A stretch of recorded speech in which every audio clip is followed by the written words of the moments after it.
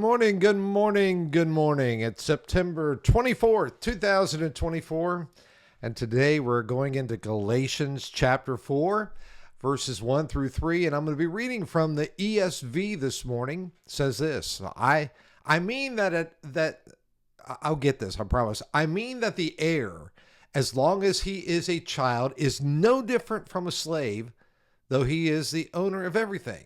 But he is under guardians and managers until the date set by his father. In the same way, we also, when we were children, were enslaved to the elementary principles of the world. All right.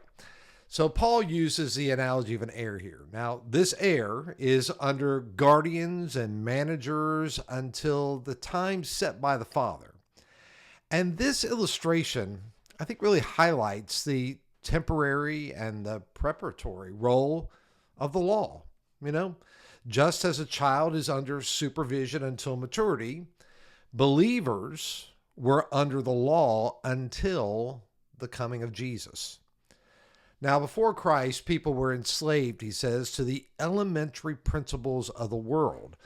Now, these elementary principles can refer to the basic moral and religious rules that govern human behavior, which, while good, can't bring about true righteousness and freedom.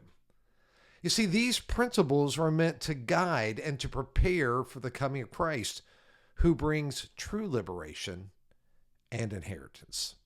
You see, Paul's point is that just as a child matures and inherits the full rights of an heir, believers have moved from the guardianship of the law to the freedom and the full rights as sons of God through faith in Christ.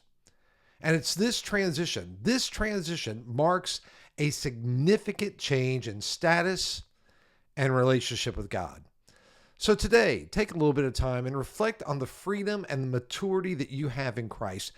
Understand that you are no longer under the elementary principles of the world, but you've received the full rights of sonship through faith in Jesus Christ.